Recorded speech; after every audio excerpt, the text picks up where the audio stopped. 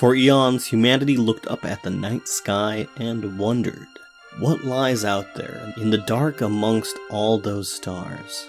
Then the dream of travel beyond our earthly domain became reality in the 1950s and 60s with the space race. Suddenly, a whole universe seemed to beckon.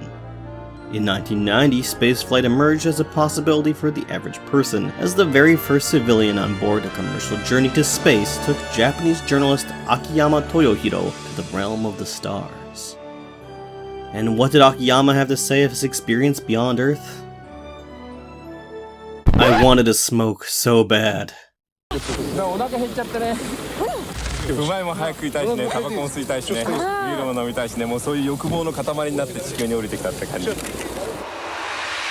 of those who have experienced life in Earth's outer orbit have been as unlikely as Akiyama Toyohiro.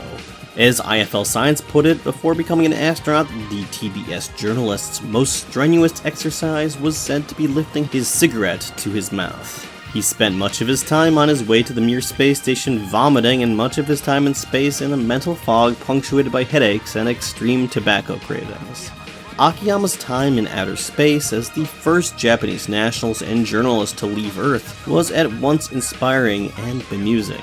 As the first person sent to outer space for the sole purpose of a TV ratings boost, his story has echoes of Deep Space Homer, a satirical Simpsons episode that would air 5 years later. This is Corvair. Launch sequence initiated. All systems go. Are we there yet? I'm thirsty.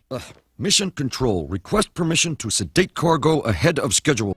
However, despite Akiyama's difficulties and the jokes made at his expense by the international media, he came away with some insights, and these went beyond realizing that you're not allowed to light up on a space station. Yokoso minasan, and welcome back to Unseen Japan. As always, I'm Noah Oskow, and today we're headed to the stars alongside an unlikely spacefarer, journalist Akiyama Toyohiro.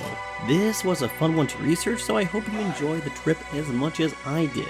If you do, consider giving this video a like and subscribing for more. Alright, launch in T-minus now. This may come as a surprise to some abroad, but in outer space, Japan is a pretty big deal. Take it from Sadia Pekkanen, director of University of Washington's Space Law, Data, and Policy program. Japan is unquestionably one of the world's preeminent spacefaring nations. It has full spectrum and independent capabilities in almost all foundational space technologies: liquid and solid fuel rockets, spacecraft for deep space missions and counter space capabilities, and a wide range of big and small satellites for Earth observation, communications, and position navigation and timing. Despite these superlatives, it still took until 1990 for a Japanese national to break the bonds of gravity and reach outer space.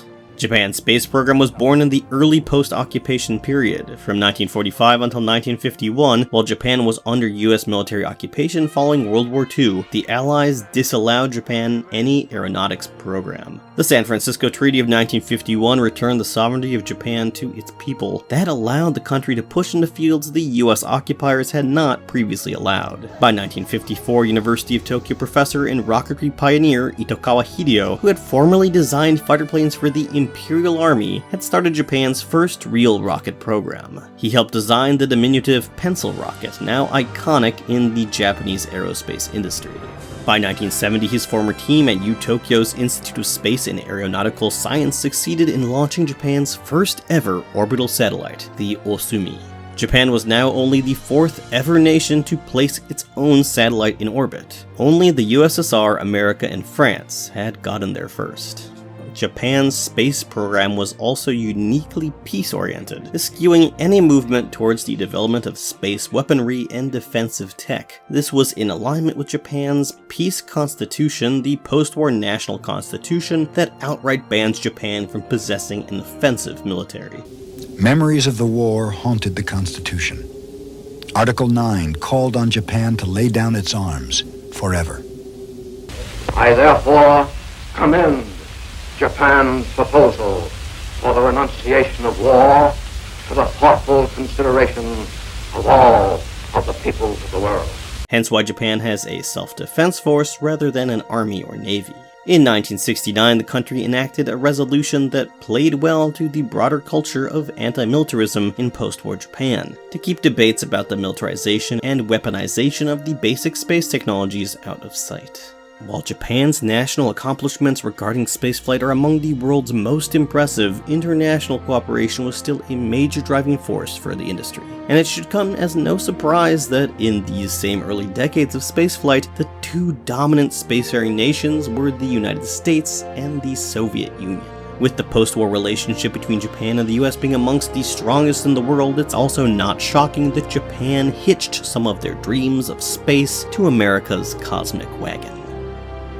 Despite its impressive achievements in the 50s, 60s, and 70s, Japan was not in a position to create its own spacecraft fit to carry a human payload. That meant that for decades there were no Japanese astronauts. Instead, Japanese scientists assisted with America's space shuttle program and collaborated with NASA in the planning of the Space Station Freedom Project. That project faltered, but eventually evolved into the International Space Station.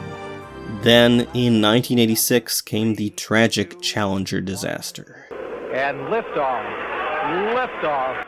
Thousands of school children in the United States watched via live television feeds as the orbiter, with its 7 crew members, including a young teacher selected from a list of 11,000 for the honor of teaching from space, exploded less than 2 minutes into launch. The space shuttle program was grounded and ceased carrying any commercial payloads. This lessened the chances that anyone out of the Japanese space program would have a chance to fly to space on an American shuttle. On board Challenger was one Ellison Onizuka, an astronaut and US Air Force flight test engineer who hailed from Hawaii. A third-generation Japanese-American, Ellison was an integral crew member on board the successful 1985 spaceflight of the Discovery orbiter. Thus, he was the first person of Japanese descent to reach outer space. Following his tragic death on the Challenger, Ellison Onizuka was posthumously awarded the Congressional Space Medal of Honor. A small bridge in Ukiha City, Fukuoka, where his father's family came from, bears his name and has a memorial plate in his honor. If a Japanese astronaut was to make it to space, they'd have to look elsewhere. All this created a path forward for one of the most unlikely men to reach Earth orbit, Akiyama Toyohiro. Akiyama Toyohiro was born in Tokyo's populous Setagaya ward in 1942, while World War II was raging in nearby swaths of Asia and across distant Europe. He grew up in post-war Tokyo when Setagaya was seeing a mass population influx as residents from eastern wards fled the devastated landscapes of Tokyo's bombed-out urban core. As a high schooler, Akiyama enjoyed practicing rakugo, performing traditional one-man narrative comedy routines. In 1966, he graduated from Tokyo's International Christian University, which in 1949 had been established as Japan's very first liberal arts college. He'd majored in social sciences. ICU's origins as a collaborative project between the Bank of Japan, Emperor Hirohito's brother Prince Takamatsu, and Supreme Commander of the Allied Powers General Douglas MacArthur are quite interesting, but that's a story for another time. Within a month of graduation, Akiyama went to work at Tokyo Broadcasting System Television Inc., known as TBS for short. Tokyo's first privately owned TV station, TBS was a major broadcaster in those relatively early days of TV. In 1967, Akiyama was sent abroad for the first time, helping produce the BBC World Service's Japanese language programming in the UK. This began a long career involved in reporting on foreign affairs. In 1976, Akiyama was one of the first journalists from outside of the communist world to report from post-Vietnam War, Hanoi. By the late 1980s, Akiyama already had an impressive career under his belt. He was also a chain smoker, putting away 4 packs a day. His employers at TBS were riding high on Japan's economic bubble, which saw corporations with more expendable cash than they knew what to do with. As the company's 40th anniversary approached, they were looking for a way to make a real celebratory splash, something that would bring in record viewership to boot. That's when a little Soviet space station in Earth orbit came into the picture. In 1971, the Soviet Union accomplished something remarkable: creation of the first space station, Salyut 1. 15 years later, the first component parts of a new type of space station called Mir launched into the stratosphere. Mir was the first ever modular space station, allowing for new sections to be brought to space to enlarge the orbiting structure. Mir was a remarkable facility, serving as a microgravity research station. Soyuz-class spaceships continually visited, bringing supplies and fresh cosmonaut crews. The Soyuz ship would then depart, bringing Mir's cosmonauts safely back to Earth. The Mir program began during the height of the Cold War, and the USSR and the USA expended massive resources and brainpower to one-up each other in space. By the late 1980s, however, much had changed. The USSR was in steep decline. With the Cold War cooling down, the flow of rubles and dollars into the two empires' astral programs was reduced to a trickle. From 1985, Mikhail Gorbachev was premier of the Soviet Union. Under his watch, the country was entering a period of marked openness known as glasnost. Secrets once locked away behind the Iron Curtain were suddenly available to the wider world. In 1987, amidst this newfound openness, a crew from Tokyo Broadcast Systems arrived at the once top-secret Baikonur Cosmodrome in Kazakhstan, then still a Soviet SSR. The crew was said to have jokingly asked about getting a reporter on board for a rocket launch. However, to the cash-strapped Soviet space program, this was no joke.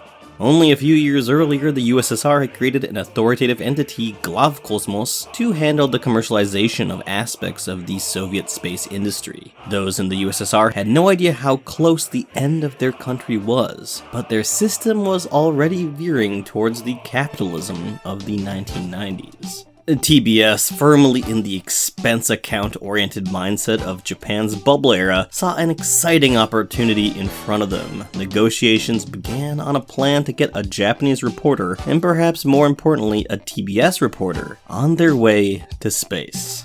The price tag kept inflating, but TBS found sponsors in the form of Sony and the now-defunct camera manufacturer Minolta. Just what the price ended up at varies depending on the source. Some say 17 million, others as much as 37 million. That higher value would be around $100 million today. News of a Japanese television reporter being allowed on a Soyuz flight caused great consternation among the Soviet press. Why would a non-Soviet be granted the honor of being the first journalist in space? Moscow saw a noisy campaign to get a journalist hailing from the USSR on a spaceflight first. However, TBS beat them to it. And this is how Akiyama Toyohiro found his way as the first Japanese national on a mission to space in the very last days of the Soviet Union. 163 intrepid TBS employees volunteered to go to the stars as the first Japanese astronaut for their company. Their number was then whittled to 7 finalists, among them Akiyama. The 7 trained at Soviet facilities in Star City, a purpose-built municipality near Moscow. Their health and aptitude for spaceflight were thoroughly tested. The volunteers entered into G-force modules, parachuted from planes, and engaged in wilderness survival training. They pushed their bodies to the limits. Akiyama did it all, with a grimace, but he still did it. Already skinny, he lost 33 pounds in the process. Most stressful of all, though, was the language learning. In order to ride on a Soyuz spacecraft, all passengers had to speak and read Russian. When not engaged in physical training, Akiyama was brushing up on his Здравствуйте and Kosmicheskaya Stansinas, day in, day out. Я тоже, брат, я тоже. 昔その月月火水木金金ってあったでしょ、あの精神ちょっと古いかなやっぱりまあ受験生になったと思えばね。 He did all this while living in a small Soviet apartment, longing for Japanese food. Akiyama, then 47, emerged as a frontrunner alongside Kikuchi Ryoko, a 26-year-old and TBS's sole woman camera operator. Kikuchi engaged in all the onerous training alongside Akiyama, putting her all into becoming what would have been the first Asian woman in space. Alas, she was struck down by appendicitis only a week before launch and had to watch on from a Soviet hospital bed. The honor of being the first woman of Asian descent in space would eventually go to another Japanese astronaut, Mukai Chiaki, in 1994. Finally, the program announced Akiyama's selection to the crew as a Japanese astronaut. In an interview, he said, 体の改造はできます。それから酒も我慢できます。タバコもやめられます。まあやめられないものもいろいろありますけれどもね。だけどその気になればね、40半ばから人生やり直すこともできるんじゃないかなって期待します。Finally, the day arrived. On December 1st, 1990, the rocket blasted off, with its launch route and Soyuz booster emblazoned with the Japanese flag. Not to mention advertisements for Japanese corporations Sony, Unicharm, and Otsuka Pharmaceutical. As the Soyuz entered its initial orbit, a TBS presenter on the ground asked Akiyama for his historic first words. The first utterances of a Japanese astronaut from space came back. 2 days and 2 orbital accelerations later, the Soyuz made its dramatic docking with Mir. On the ground in Kazakhstan, Soviet and Japanese officials cheered. Akiyama entered the station receiving the traditional welcome gift of salt and bread. Floating into the module, he began his 8 uncomfortable days on the Mir space station.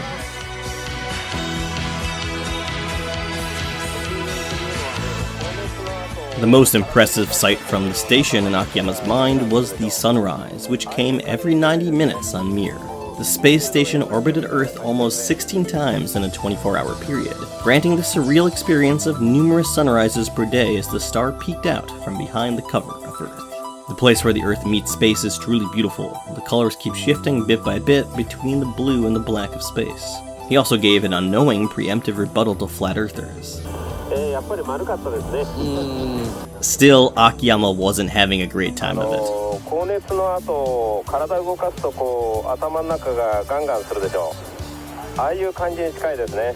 He was being buffeted by space adaptation syndrome, caused by an inverse of terrestrial motion sickness. Still, he pushed through, successfully clocking in hours of reportage back to Japan 200 miles below. He kept up a shaving routine, wanting to look professional. The space razor sucked the shaved stubble away, preventing it from floating about the cabin. Akiyama didn't look especially happy during this process. Food was another issue, with most meals being can-based. The strong flavors and smells didn't appeal to Akiyama, who said he wished he'd brought up some fresh fruit. He also jokingly bemoaned the lack of chopsticks. Akiyama would not be the only Japanese astronaut in space. However, his companions weren't of the human variety. Akiyama had brought along Japanese frogs, part of an experiment to see how the animals would react in zero-G. They spent much of their time floating about, legs outstretched, or looking around frantically while clasping onto any surface.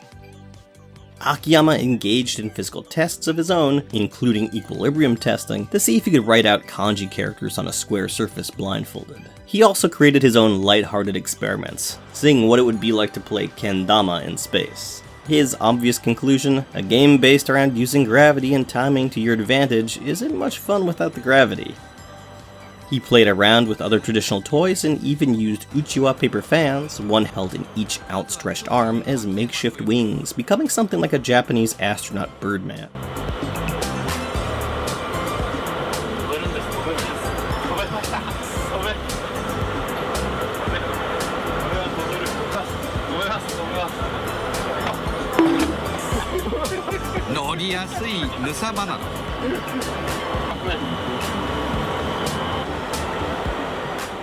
During regular reportage, though, he often looked uncomfortable and had a hard time finding his bearings. Meanwhile, Soyuz Captain Viktor Afanisev would spin around in the background, showing off what a practiced occupant of zero-G really looked like.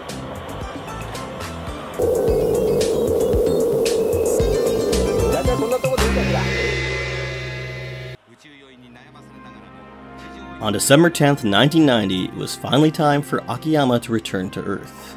His time on Mir, rightly called a business trip, had been a mere week. Most Soviet cosmonauts stayed for many months, and some more than a year. He boarded the Soyuz alongside its 2 Soviet crew and bid the space station farewell. The ship's orbital and service modules detached, burning up in the atmosphere as the descent module's blast shield took the brunt of the heat for the descending astronauts. The module landed safely in Kazakhstan, where a TBS crew waited with bated breath for Akiyama to emerge. Finally, his head poked out, a pained smile on his face. When the TV crew asked him how he felt, he uttered the lines that proved you can take the salaryman out of the Earth, but you can't take the Earth out of the salaryman. うまいもん早く食いたいしね、タバコも吸いたいしね、ビールも飲みたいしね、もうそういう欲望の塊になって地球に降りてきたって感じ。All tree frogs had survived re-entry.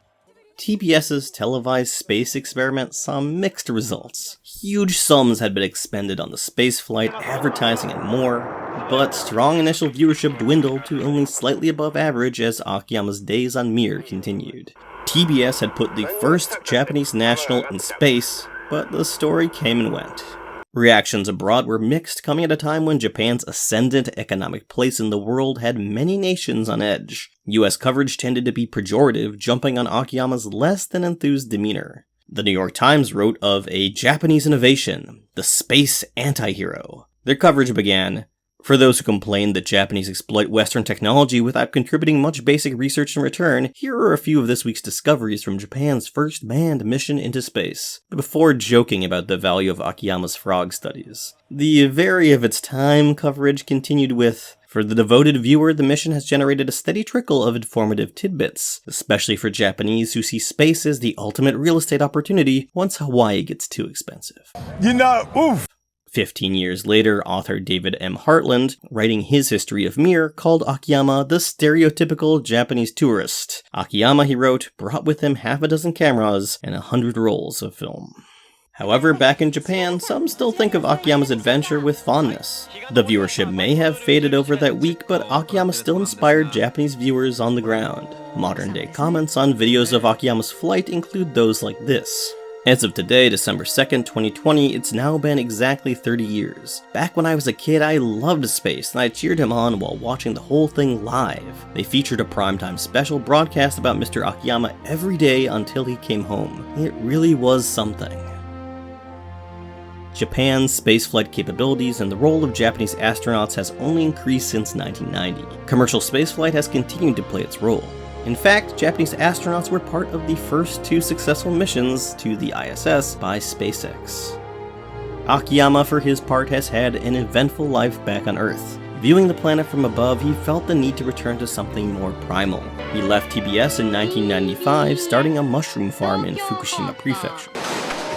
In 2011, the Tohoku earthquake triple disaster brought all that to an end.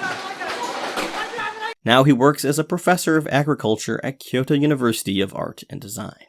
Despite his desire for beers and cigarettes, Akiyama came away from his experience with some deep thoughts.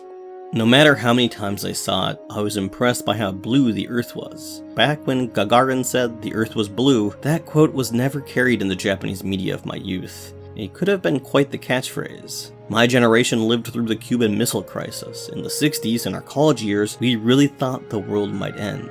But the words, "the Earth was blue," I'm sure they filled the hearts of those that lived during those rough years. That's why I think being able to see that blue sphere for myself had such an effect on me.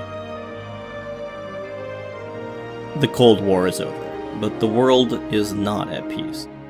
Russia and Japan have a worse relationship now than they did in the dying days of the Soviet Union. But the world is still blue, and hopefully, somewhere out there, Akiyama Toyohiro is enjoying a cigarette and a beer, gazing up at the night sky.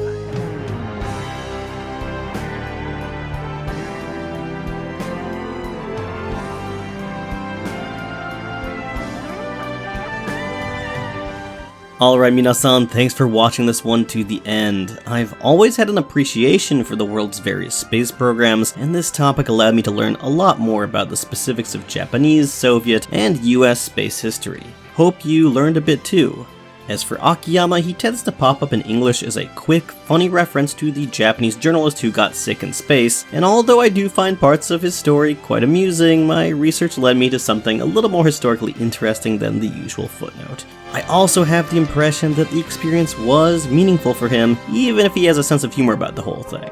Anyway, I'll be back again soon, so if you enjoyed this video, give us a like and subscribe for more, and if you really like what the channel is doing, consider giving some support over on Patreon. The link is in the description below. It would mean the world and the stars to me. So, until next time, see you, Space Cowboy. And mata ne. Story of spaceflight. Has everything. I love legitimate Spaceflight funded by major Japanese corporations.